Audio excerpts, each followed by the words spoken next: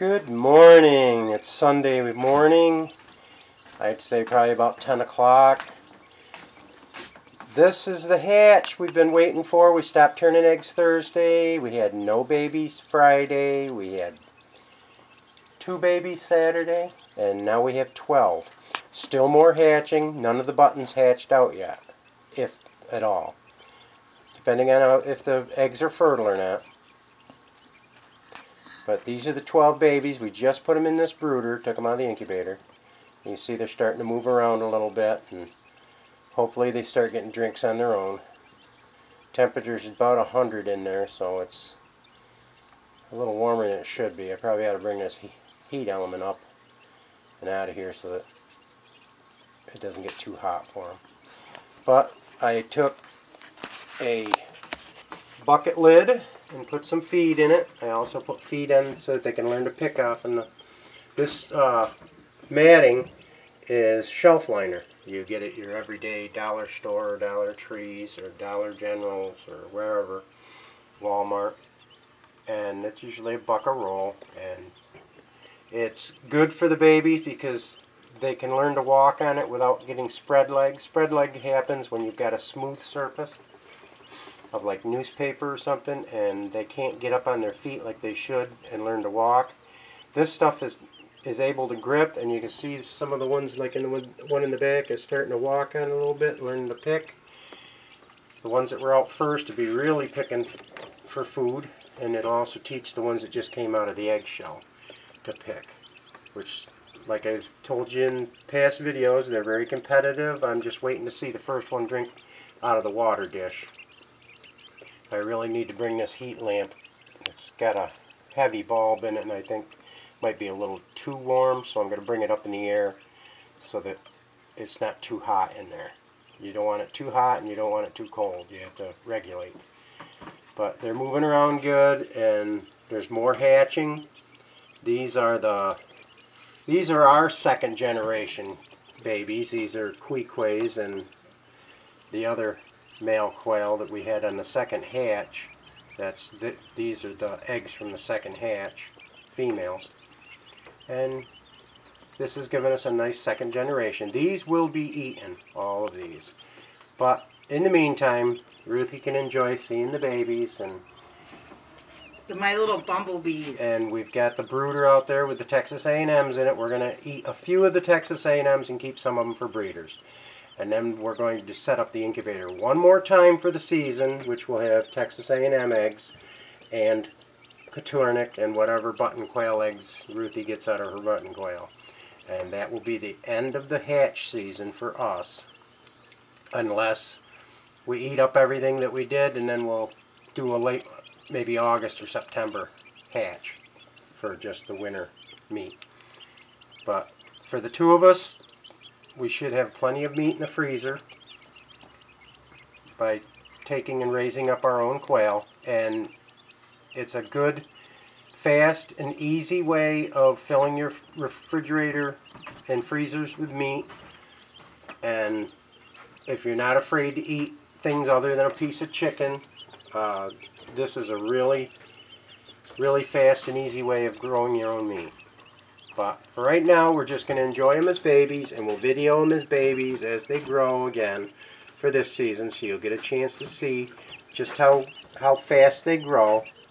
Oh, we might get one that's wandering towards the drinking. They're attracted to red also, just like hummingbirds and bees to flowers.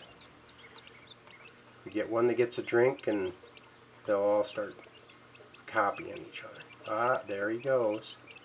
Did one take a drink? Yeah, he wandered up there and got a drink. Let's see if he does it again. He might have did it on accident. You got a lot of them that got narcolism. They fell asleep. They're tired when they get out of them eggs. Some of them are really busy over there learning how to walk. Some of them jumping around and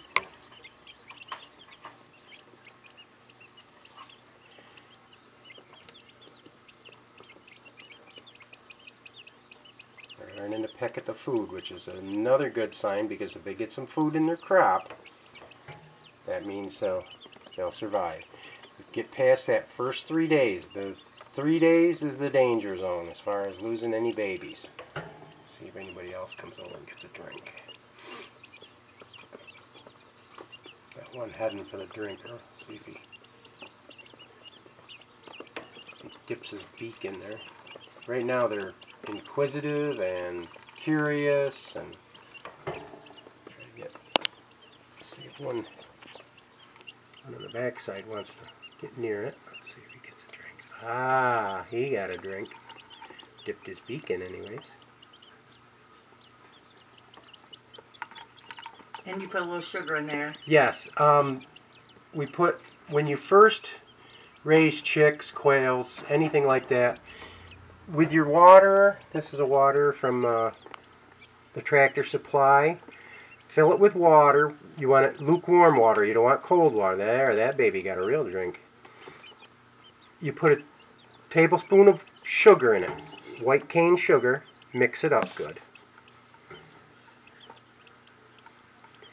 And that little boost of sugar, they're pecking each other's toes. That little boost of sugar will give them energy. Now, when you change the water tomorrow, you can give them just plain warm water, or lukewarm water. You don't want it cold because it won't do them any good. They've got to have room temperature anyhow.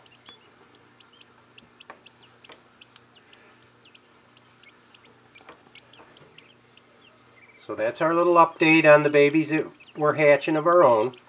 This was our first batch of eggs. I think we put 20 some eggs in the incubator, and if we got 12, that's a good half a hatch for the first day of hatching, so it's not too bad. If we get some more, we'll keep track of how many we got and let you know exactly what the final count was. They started hatching, like I said, yesterday, so we'll give them 2 days. Tuesday will be the day that I throw any eggs that didn't hatch out. We'll give them Sunday and Monday, and it gives them a chance for the late bloomers to get out of the eggs. They all went in at the same time, so there's no reason that if they don't hatch that we should be keeping them on the incubator. I want to try to regulate this heat a little bit. It looks like it's a little higher than it should be, so I'm going to get this heat lamp out of there and get it up on top, I think. Alright, this is Clay from Popel's Backyard Farm, and we'll give you another update soon when we get the rest of them out of here, and these guys will be running around eating and drinking and showing the new guys how to do it. Right now they're pecking at the food. They're doing a good job. Love to watch the babies since he's eating good. Pecking at the little spots. Even the little tiny ones are doing it. Some of them are tinier than other ones because some of those eggs were really small. Some of them were huge. We still got some huge eggs in there, so, but I doubt there's any twins, but you never know. Can quail have twins? Chicken's going to have twins. Quail can have twins. Depending on the size of the eggs. If it's a double yolker. We've had a lot of double yolkers, remember, last year. So it's possible. Usually a twin double yolker doesn't hatch, but they do hatch. Some of them do. So that one's pecking at the thermometer. Wrong stuff to eat, buddy. Come on over and get some food. Get yourself a drink. Alright, this is Clay from Popel's Backyard Farm saying join us again, and God bless. Bye-bye.